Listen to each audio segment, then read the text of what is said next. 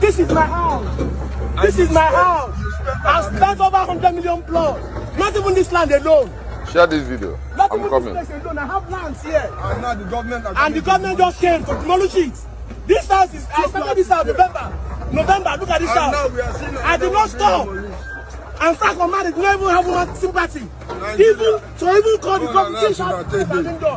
You come and call the house to the people who own the house. Now, the school who are fighting for this, will they build something like this? I asked everybody who is here, would they build something like this? No. But that means they cannot come to a conclusion and say, young man, please, school or government want to use this. Let us even use it for all the individuals. When they work like this, you are working under the sun. Is your house not beautiful at this place? Let me sincere with ourselves. If the government can come together and say, yes, we are working under the sun, how much have you paid? How much will you pay? Or get taken on every kind of queer.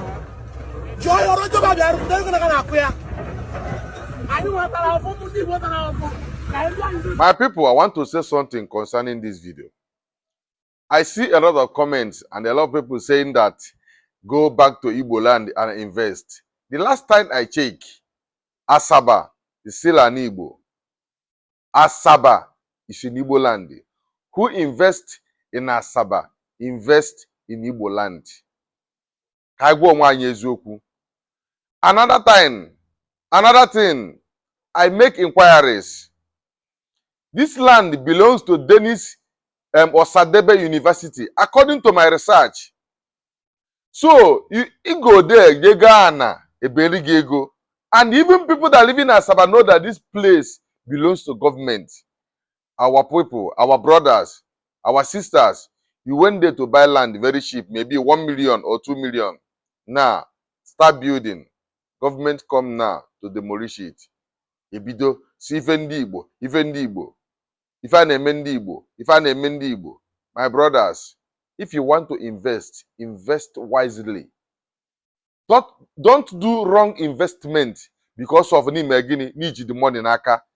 Because even for this one now, a wrong investment. Oh yeah, this in spend go 100 and something million. Well, what this now? Now, government be demolish here. Penny wise pamphlet. Kala pogo obona asena na actually ndị Igbo. Anya ukwu ebu ndị Igbo dịkwa there.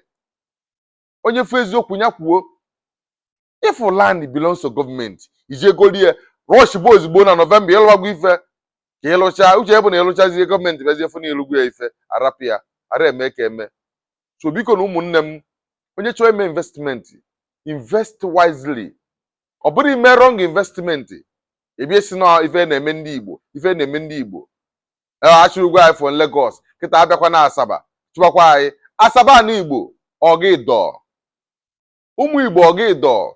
And ịma na some ndị ejenti abịa ego kafano. Ọkwa ifu ndị ejenti. Wachọkwa ndị webuo. Ọkwa ifu those agents, if I need about their percentage. Many of agents, all their need is their own percentage, their own cut. Wachọkwa ndị webu magwasa ndị Asaba. And the walu wike walu.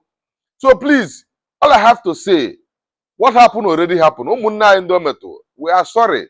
But now, tribalism, because Asaba belongs to Igbo. For my own, onye me investment in Asaba, me investment in Igbo. But in any investment, me again invest wisely. I see men and go TV.